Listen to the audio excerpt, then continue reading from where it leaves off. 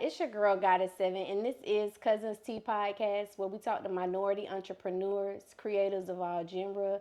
We also talk about all the hot topics and whatever the fuck else come to our mind.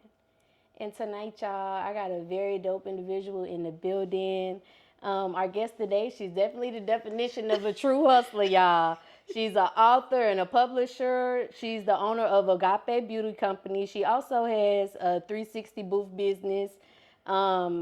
And she's a paralegal, y'all. So she gonna talk to y'all today, give y'all some tea. Maybe she could give you some information on whatever steps you could follow if this the pathway you want to follow. We always gonna bring y'all some entrepreneurs that got stuff going on so they can give our community the information that they need to be self-sufficient. So can you tell them a little bit about yourself? Yes. Okay, so my name is Sakenhaa, and I mean, that's you pretty much covered it.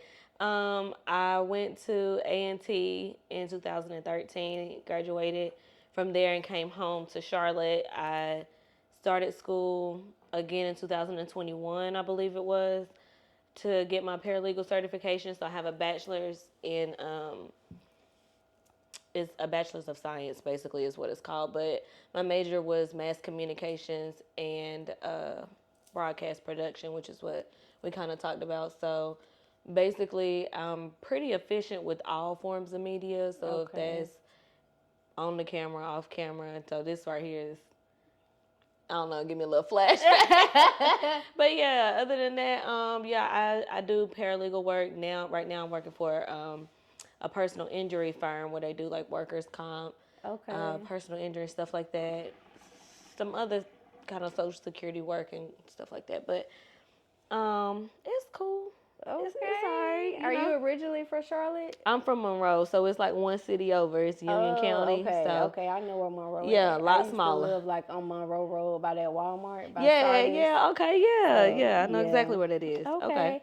And did you always like have a hustle mentality growing up, or? Now that you say that, I think so.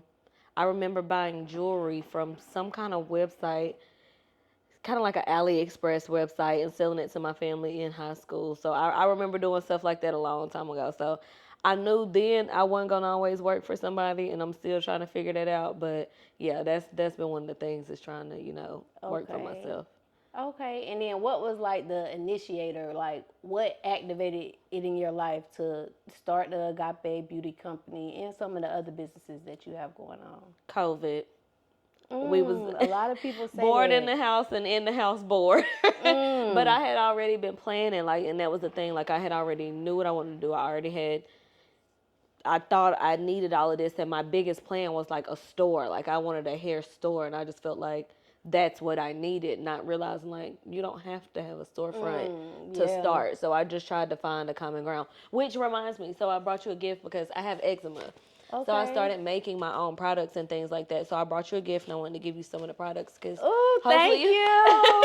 Hopefully you might like them. Yeah. So those are some of the eyelashes. Oh, girl, I love me a good lash now. I love me some lashes, y'all. So yeah. She got some lashes. Yeah, so I did, and then that was another thing. I know people like to have different looks with the lashes, so I wanted to give you several of them. Lashes. I'm a lash. Yeah. Oh, this is so. Y'all better go shop with her. Where they could find this at? This is all on my website, agapebeautyco.net. This is so cute. So I gave you some. This is a face wash in the black bottle. And this one right beside it, I call it Everyday Face. So after you use the face wash, we usually put this right behind it. Okay. Everything has all natural products, hence the rose petals while they're, starting to change colors now. But this one, I call it 3-way oil. Personally, hold on, wait. We're going to let them know about that in a few minutes. Okay, bet. It's cute, y'all. Hold on, she's going to give y'all some more tea. Yeah, there you go. But that's for you. So I just wanted you to have, Girl, I'm using this for tomorrow for my Sunday pampering. There you go. And let me know what you think. I am. Just got my lashes did, but I'm getting them done again with these. Thank you. Girl, I love me a good lash. Yeah, well, I'm glad I can do that for you. Okay, so, sorry, that got me off track a little bit, y'all.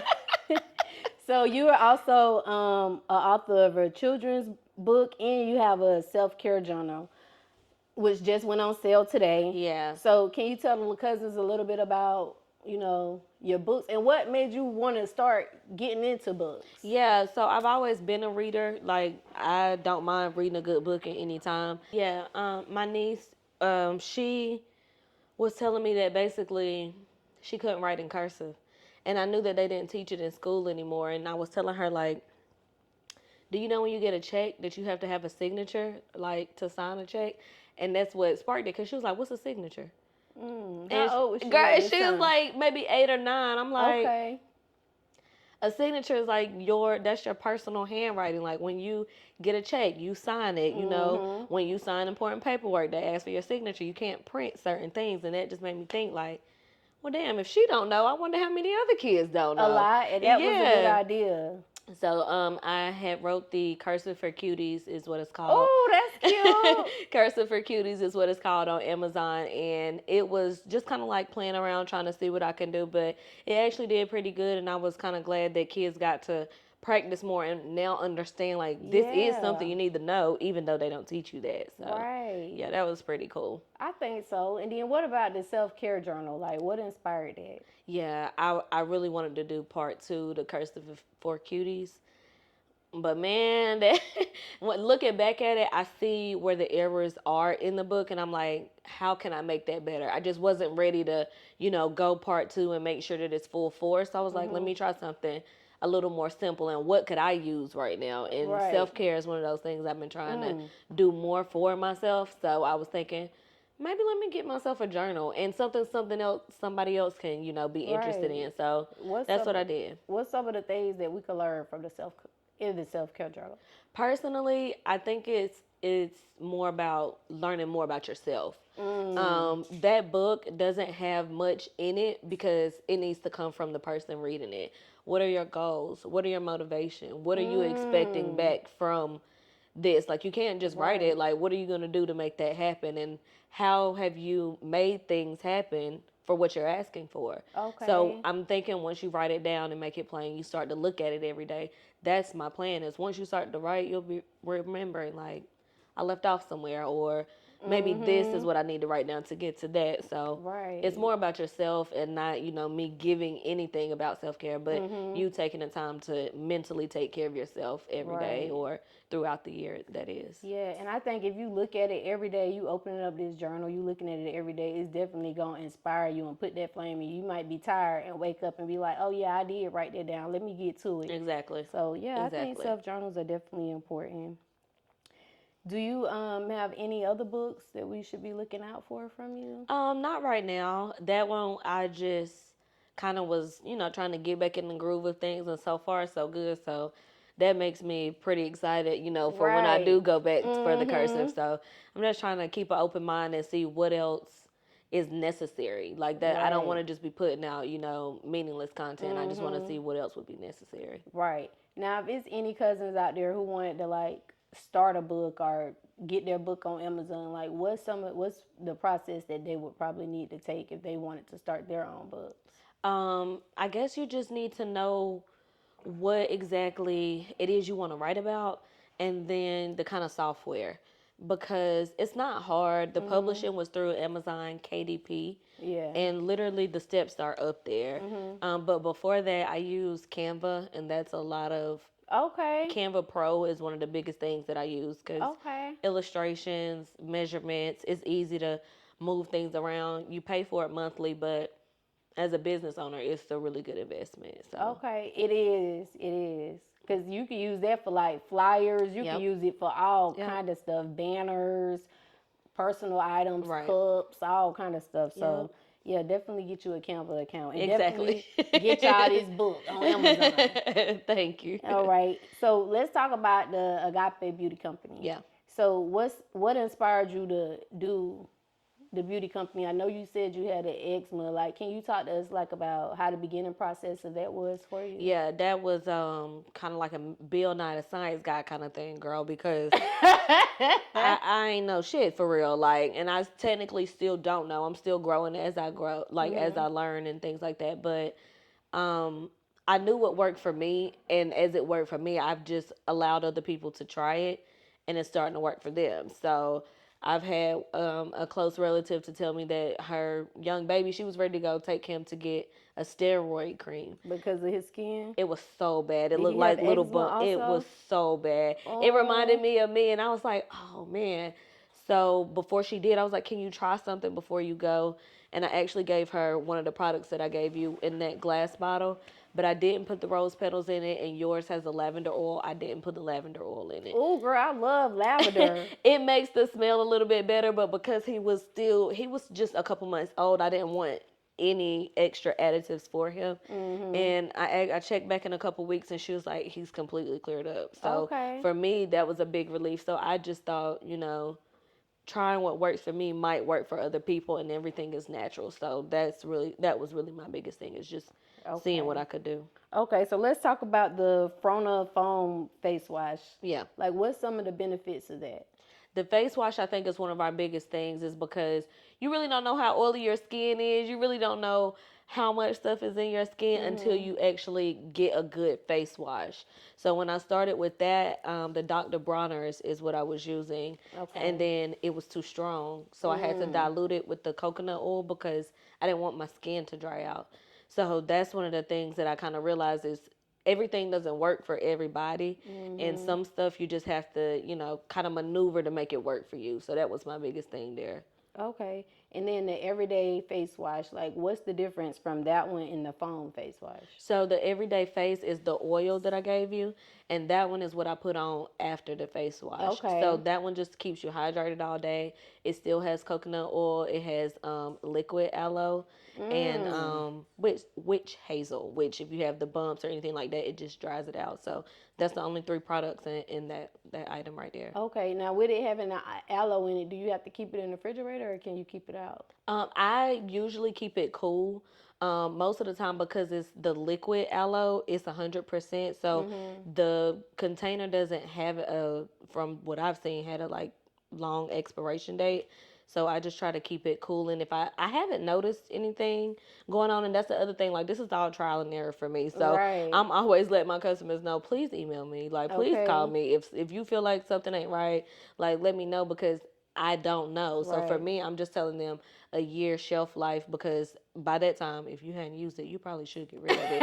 Like that's about the average time anyway. Right. And with it being natural, you definitely want to just keep an eye on it, especially if it's something you not using as often. What about the 3-way oil? So that one is just all natural oils. I did that one because I was just so dry. Like all the Was time. it like when you put on lotion, your skin might still be dry? That's it. I would put on lotion for that moment, and still when I get to where I need to be, I'm still just like That's how I flaky. Yeah. So that one I noticed, like it lasted all day. It's not the kind where you wipe and you can still feel it. I just still felt moisturized. And so I put it in my hair. My boyfriend uses it in his beard. Like, Okay. so when I started to realize it's more than one way to use it, that's why I called it 3 ways. So hair, beard, and body. Okay. And then you also have your bundles. Can you tell Yeah. them a little bit about the bundles? Yeah, the bundles I've been trying to kind of, do a little more advertising with. I wouldn't sell anybody something I wouldn't wear. And the pieces I've been getting from, my vendor that I've started with have been stuff that I haven't been happy with. So I've just been trying to kind of source better quality for now. Okay. But that anything that, I'm selling, I'm definitely making sure I'm putting time and effort into getting the right Okay. stuff for my customers right now. Okay. And do you like color the bundles for them or just? I don't. I can. I haven't had customers to ask me for that. I'm from a small town, so they honestly are just happy with a good quality hair that they don't have Right. to constantly buy a new wig for. So, if there was a request, I have the capability to make it happen. I just haven't had that, that request yet. Okay. What would you say is your best seller when it comes to like your hair?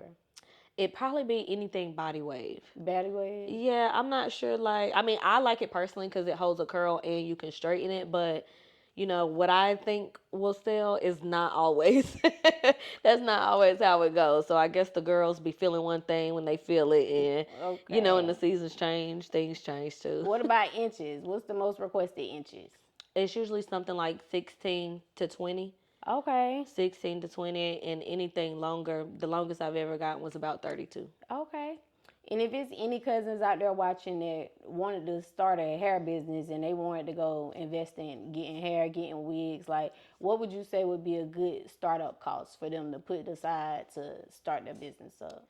Uh, I guess it just depends on where they're from and what kind of clientele they plan to have. Because my clientele, like, it'd be different if I was a hairstylist. You know, if I could do hair, I would have a higher demand. People would always need it, and I would always have to have it on hand. Right. So you want to think about having that stuff just sitting around and not selling, because that's your money that you're wasting. So some people can look into drop shipping if they're not comfortable with having something in their home. I don't know much about the process, but I know that you don't keep inventory. You make your own pricing and you still get paid for the sales. So that is something people can look into if they're not interested in stacking up products and having to move it immediately. What would be the main types of hair they should start off with? I guess I would say just do some market research. See what sells in your area, see what girls are wearing in your area. You got to be mindful of the seasons because, like I said, seasons change. Women usually wear longer hair in the winter, shorter hair in the summer, and curly hair in the summer. So, it's a lot less maintenance versus, in the winter, we can do a flexi ride. It'll last for 3 days. So it just really kind of depends on where you are, what's going on, here in Charlotte.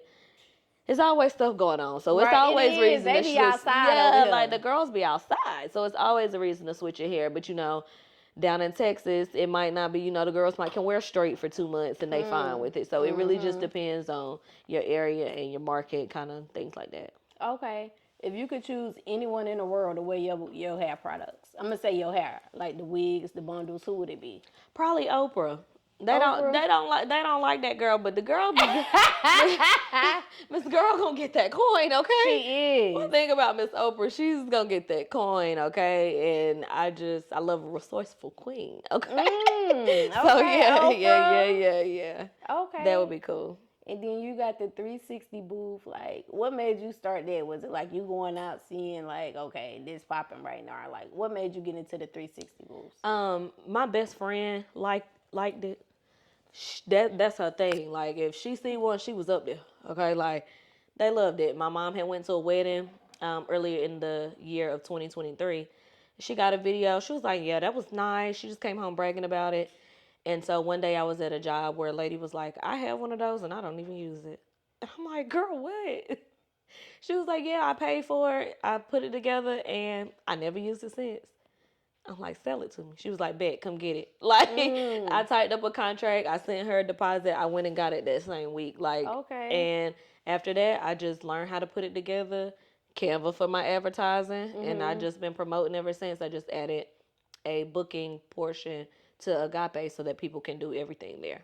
Okay. So they like rent it out. Yeah, they rent it out for. Okay.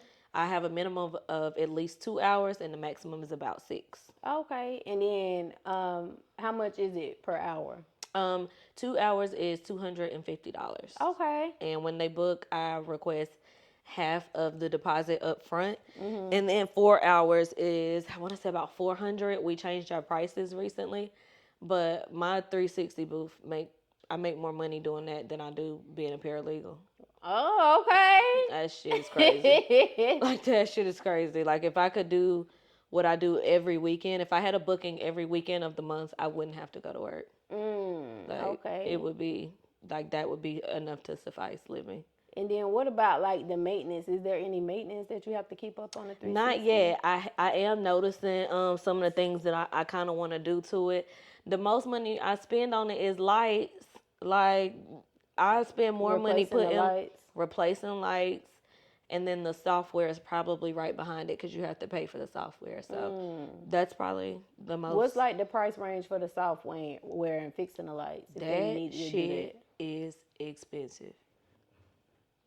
Get your money up if you want a 360 booth. Man, if you don't have a resource or if you don't know somebody with one, find somebody with one.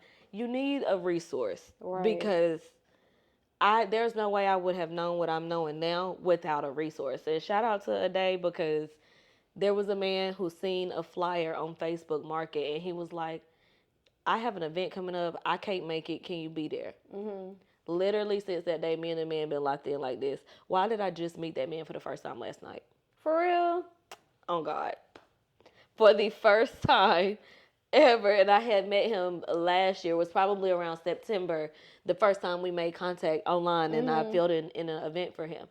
Just met him for the first time last night. And even last night, he dropping gems like, try this, move this, tell them this. Like, you the boss, not them. I'm like, oh, shit, I guess I better, It's crazy how much networking really go on, like, so online. Crazy. That's it. All from especially since COVID. All from a Facebook post. So that was cool.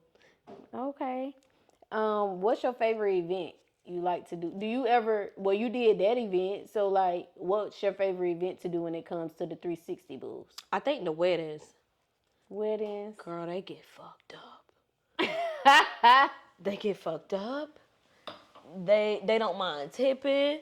They come back. Like, they actually make it worth your while. Like, and so if you do think about getting one, that's what I was telling one of my coworkers is you kind of just want to find your niche. Like, if you want to do birthday parties, make sure you are strongly advertising for kids' birthday parties. They love that shit. Like, what you advertise for?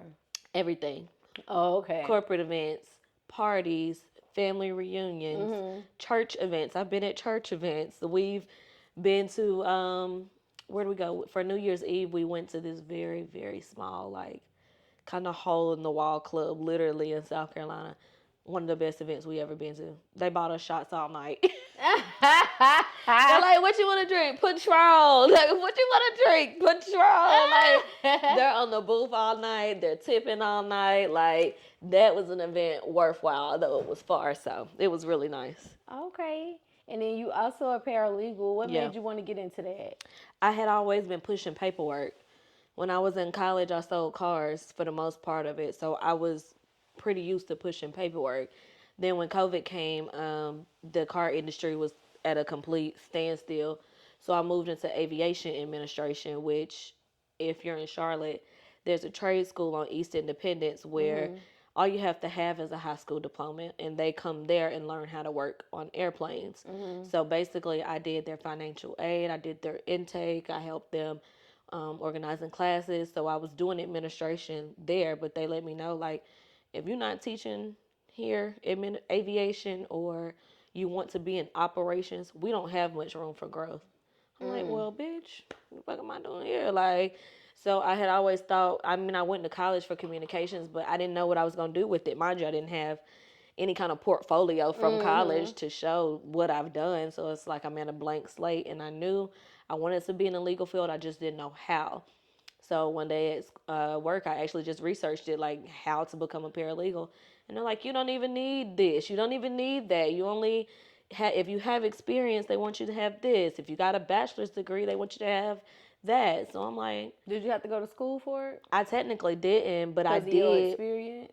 Because I had a bachelor's degree, I technically didn't have to go to school. But around here, most companies want you to have some kind of experience or some kind of knowledge. It just so happened that I found an attorney who knew that I didn't know jack shit. Nothing. I literally told him, like, I don't know nothing but what they teaching me in school. And he was like, bet, this your pay? When can you start? And so how long is the schooling? 2 years. 2 years? 2 years. That ain't too long. It fly Not by. long at all. I actually could do it remotely. So you got to kind of, do what you want to do at your own pace. Okay. What's your ultimate goal when it comes to entrepreneurship? I want to wake up every day and run my businesses. Right. Not clock in for nobody, right? I don't want to do that. Oh, yeah. That's an amazing feeling. Like, if I could work, and don't get me wrong, like, I wouldn't mind being an asset to somebody's company if your asset is paying my, right. If that's a substantial amount to make me feel like, yeah, I can do that and run my businesses, I would do that. But my ultimate goal is to wake up, shake my calendar, see what's due for today, and if nothing, me and my friends going to ball out. Like, that's the kind of life I want to live. Yeah, that's a great feeling to just wake up and do whatever you want to do. Yeah, exactly. Yeah. Hey cousins, it's your girl Goddess 7, and listen, this commercial break is actually sponsored by me. Y'all make sure y'all go to Amazon and get this manifestation journal.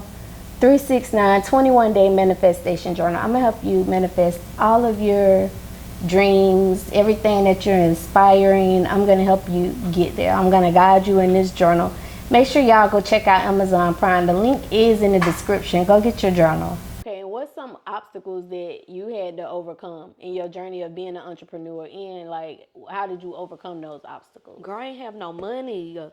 Like when you first started? I didn't have no money. Like, I didn't understand how much shipping, products, like, and remind you, it was in the midst of COVID. So all of these things are changing. So I'm just thinking I just need enough for this. And it's like, no, mama, when things go wrong, you need to have enough to cover that. Like, and I was aware of that, but I wasn't aware that it happened so often. So it's just like, you really have to make sure you have a strong financial backing, paperwork, legal work. That stuff has to be right, or you still don't have a company. You're working for nothing. Right. So that was one of the other things, is making sure you have enough financial backing for whatever it is you're trying to do. Okay. And then what can we expect from Agape Beauty, I'll say, within like the next 2 years? From the next 2 years, I would love to have a storefront. I would love to have a storefront. Where it's going to be, here in Charlotte? I mean, honestly, I probably would do it in Union County. That's where I'm from. That's Monroe. I got to make my staple there. Right. Like, although I'm living here, I'm putting my foot on their necks, and they don't even know it yet. So that's why I think I got to make it happen, is because my roots is there. So I'm going to keep it there. Okay. And what's one thing you want the world to know about you? I'm not a mean girl. Girl, somebody else said that before, girl. I'm not a mean girl. I can be, but I'm not. I'm not like that. Listen, I ask this question to every guest. I always ask that question. This is one of my regular questions. And you the second person that said it. So I'm going to ask you what I asked them. What made you say I'm not a mean girl? Do people think you mean? Girl, yes.